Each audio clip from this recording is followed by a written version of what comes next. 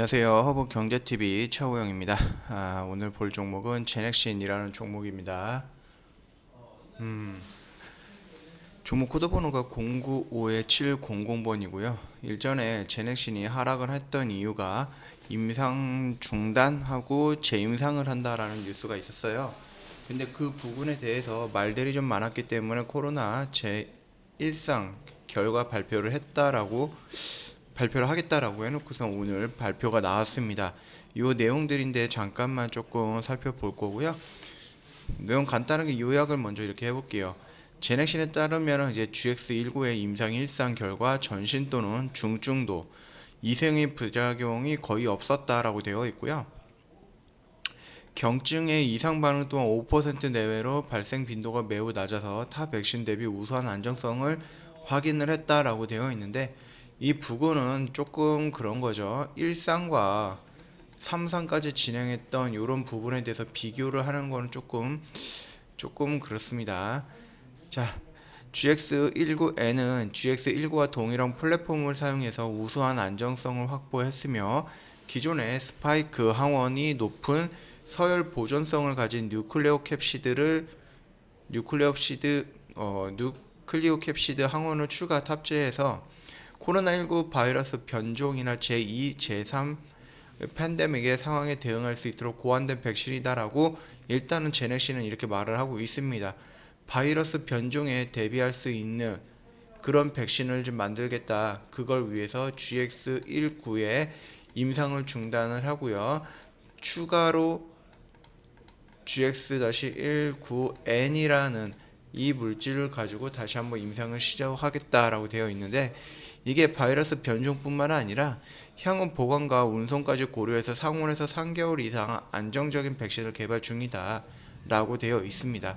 물론 이제 이 N이라는 새로운 물질은 1상도 하지 않았고요, 2상도 하지 않았고 3상도 하지 않았어요. 이런 목표를 가지고 진행을 하겠다라고 되어 있는 부분입니다. 그렇게 된다라고 하면 여기까지 일단 다 읽죠. 면역원성 측면에서는 회복기 환자보다 높은 항원, 특이적 T세포 면역 반응을 확인을 했다라고 되어 있어요. 코로나19 예방 백신 개발에 있어 T세포의 기능에 대해 초점을 맞추고 있다라고 제넥신은 말하고 있고요.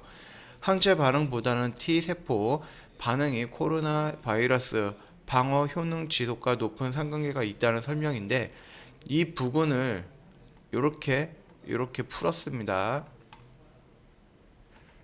자, 이 부분 때문에 제넥신이 T세포 이런 쪽에 조금 집중을 하는 것 같습니다. 최근 영국의 공공의료기관이 바이러스의 노출 확률이 높은 2826명을 공공기관 필수 근로자를 대상으로 T세포 면역 반응과 코로나19 방어 효능과의 상관관계를 4개월간 추적 관찰을 했다라고 발표를 했습니다. 논문에 따르면 T세포 반응이 낮은 군에서는 코로나19 감염이 되었으며, 특히 항체가 없더라도 T세포 반응이 높은 경우에 코로나19 감염이 전혀 발생하지 않았음을 보였다. 코로나19에 대한 방어 효능 지속에 있어 중화 항체보다는 T세포 면역 반응이 중요한 것을 다시 한번 보여줬다라고 논문에 나왔고, 이 논문은 영국 공공의료기관에서 작성을 했고, 제넥신은 그거를 바탕으로 T세포의 반응이 더 효율적이다, 효과적이다 라는 것을 인지하고 T세포 쪽에 조금 집중을 하면서 새로운 백신을 만들겠다, 이렇게 한 겁니다. T세포 면역을 근간으로 코로나 바이러스의 재감염이 변이체까지 방어할 수 있는 백신을 개발하고, 향후 반복될 수 있는 코로나19 감염 상황에 종식시키는 게임 체인저 백신을 개발하겠다는 게 제넥신의 측의 설명이다라고 되어 있어요. 자, 그러면 여기까지 봤을 때 단순하게 우리가 지금 여기까지 봤을 때 단순하게 이 기사로 우리가 느낄 수 있는 건 뭐냐라고 했을 때, 좋아, T백신이라는 단어, 영국에서 어떤 공공의료기관에서 관찰을 했고 그거에 대한 논문이 나왔고, 그거를 포함을 해가지고 T백신을 좀 중심으로 한 GX19N이라는 새로운 물질을 임상을 다시 할 건데, 이 물질은 상온에서도 보관이 가능하고, 그 다음에 이제 변종에 대해서 대처도 할 수 있는 이런 약물이다, 이런 부분이다, 백신이다 라고 얘기가 되어 있는데요. 정작 중요한 거는 이 부분이죠. 이 부분. 자, GX19를 중단을 하고 새로운 GX19N을 한다라고 했을 때, 그러면 여기랑 거의 같은 성분이라고 했을 때 여기에서 어떤 결과가 나왔느냐, 그 부분이 또 중요하다라고 말씀을 드리는 건데요. 전신 또는 중증 이상의 부작용이 거의 없다. 경증 이상의 반응 또한 5% 내외로 발생 빈도가 매우 낮다. 이렇게 나와 있어요. 자, 그러면 우리가 여기서 좀 주의 깊게 봐야 되는 것은 굉장히 적은 멘트예요. 그리고 이 멘트를 깔고 나서 왜 우리가 이거를 해야 되느냐라고 그냥 설명하고 있는 뉴스예요. 그러니까 우리가 중요하게 봐야 되는 것은 이 GX1쌍이 정상적으로 확률이 좀 높게 나왔느냐, 이거를 좀 중심적으로 봐야 되는데, 실질적으로 뉴스에서 보면은 요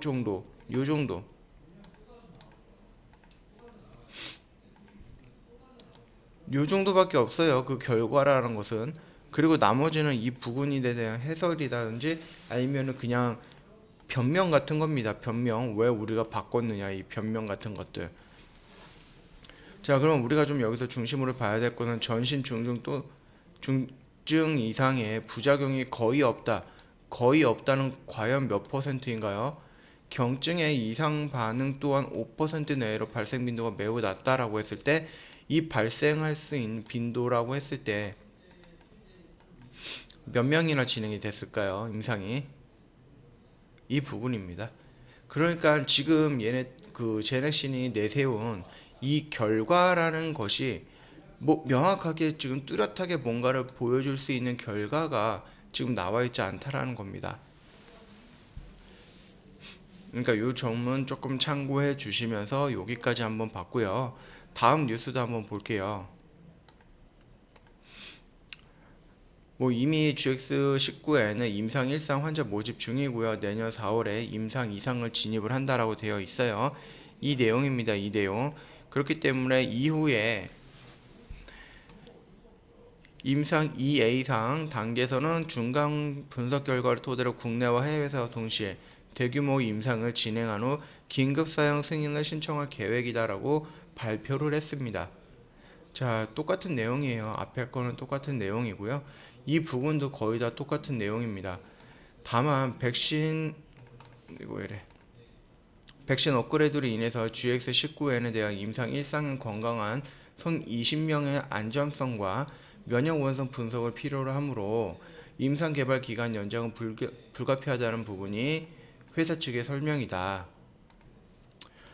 그리고 새로운 뉴스가 있는데, 제넥신 변종 코로나 대비 백신 재임상 추진한다라고 해서 이 뉴스가 나왔는데요. 이 뉴스들 역시 내용을 보면은 이렇게 위에서 말씀을 드렸던 내용들과 크게 차이는 없다. 똑같은 얘기입니다. 왜? 같은 뉴스니까요. 그러니까 이 부분만 일단은 참고해 주시면 될 것 같고요.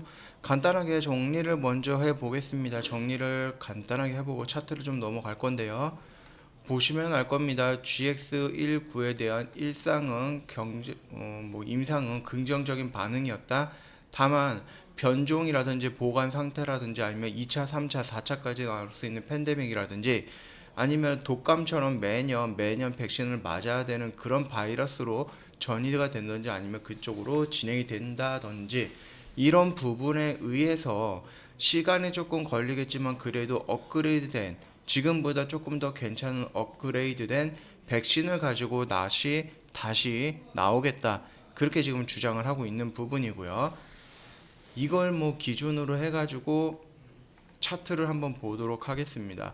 일단 차트는 시장에서는 그래, 그 부분에 대해서는 크게 나쁘지 않다라고 반응을 하고 있는 것 같아요. 만약에 오늘 나왔던 이 짤막한 임상 발표에 대해서 조금 의심이 드는데 좀 더 명확한 숫자라든지 아니면 통계를 좀 달라, 이렇게 할 수가 있어요. 그렇게 만약에 나왔을 때 주가는 여기에서 이렇게 지지가 나오는 게 아니라 더 밀렸을 수도 있습니다. 그러나 지금 주가가 밀리지 않고 이렇게 유지를 하고 있다라는 것은 일단 제넥신이 완전히 포기를 한 게 아니라 새로운 백신을 만들겠다라고 거기에 대해서 임상을 하겠다라고 발표를 했고, GX19에 대한 이전 물질에 대한 일상 결과를 오늘 발표를 했는데 긍정적이었다라는 이슈와 함께 주가가 무너지는 것을 어느 정도 방어를 하고 있다라고 보고 있습니다. 만약에 여기에서 추가적으로 주주들이라든지 아니면은 뭐 개인 뭐 투자자들이라든지 이 부분에 대해서 지금 발표한 부분에 대해서 조금 의심이 든다라고 해서 이 부분을 회사 측이라든지 아니면은 계속해서 묻거나 그랬을 때 의심을 하게 됐을 때 시장은 어떻게 반응을 할까라는 부분이에요.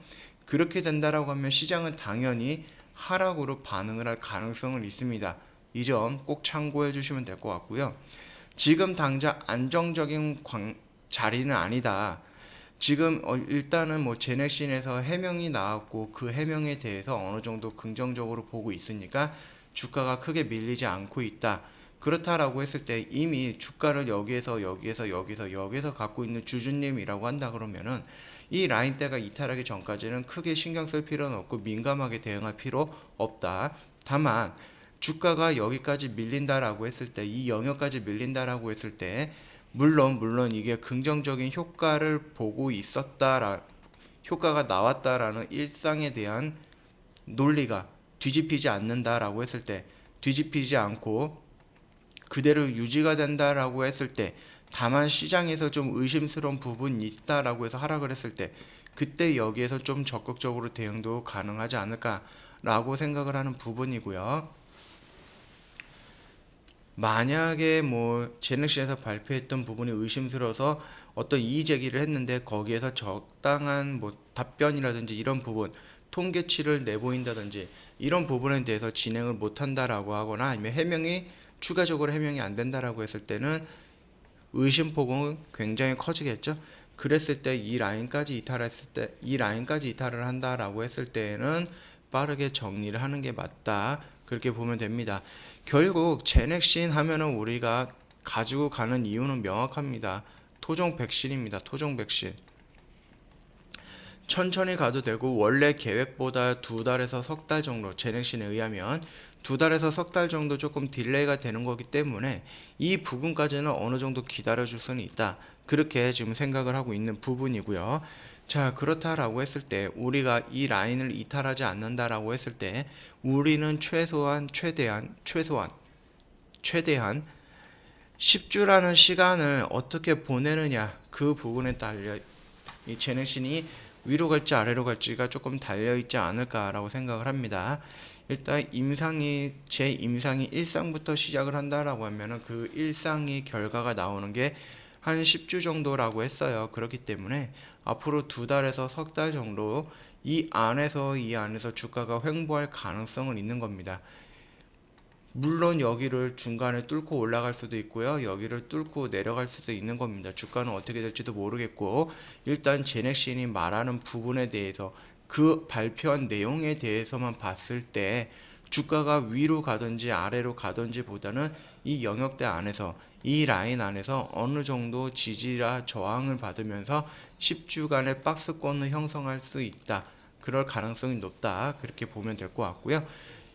물론 GX가 19N이 새로운 물질이 긍정적으로 효과가 나왔다 10주 뒤에 그때 이 라인을 돌파하는 이런 모습이 나올 수도 있고, 만약에 10주를 다 못 채웠는데 어느 정도 가다가 제넥신이 또다시 새로운 백신 또는 변종에 맞는 백신 등등을 얘기한다라고 할 때에는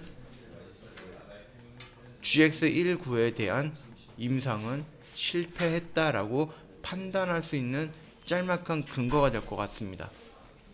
이 부분에 대해서는 나중에 시장이 어떻게 대응을 하느냐, 그거에 따라서 제넥신을 판단하면 될 것 같습니다. 지금은 우리가 따로 예측할 수는 없는 부분이에요.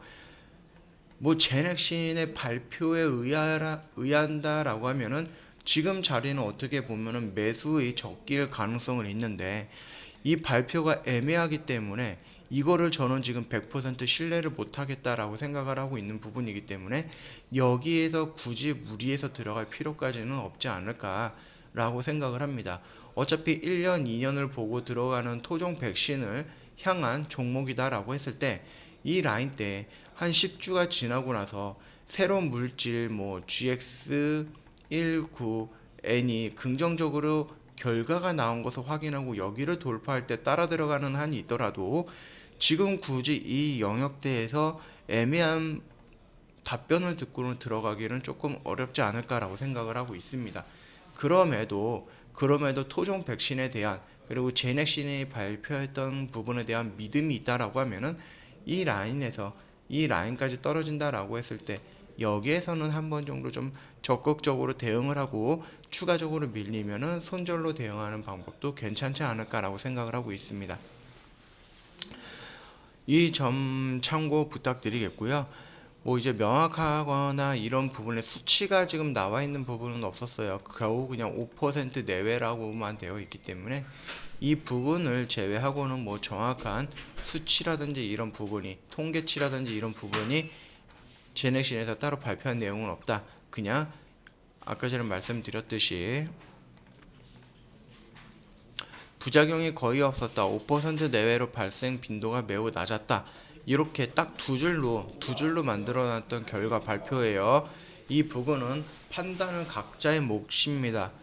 그렇기 때문에 그 점은 참고해 주시면 될 것 같고요. 제넥신 지금 연속적으로 이제 며칠 계속 찍어 드리고 있어요. 일단 나오는 뉴스는 다 나왔다라고 보고 있습니다.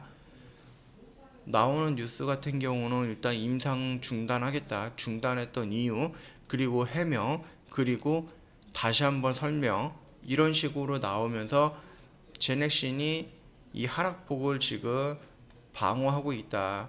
적극적으로 지금 방어하고 있는 느낌이 나죠. 뭐 그러면서 앞으로 이제 10주간의 기간 동안에 주가가 어떻게 움직이느냐, 그 이후 이 안에 제넥신이 또 다른 어떤 액션이 나오느냐, 그 부분에 따라서 주가가 움직이는 부분은 대응을 해야 한다. 예측할 수가 없다. 대응을 해야 된다. 그 정도로 간단하게 정리하도록 하겠습니다. 제넥신 영상이 조금 도움이 됐다 그러면 구독과 좋아요 한번 눌러주시고요. 영상이 조금 길어졌던 관계로 오늘 영상은 여기서 빨리 마치도록 하겠습니다.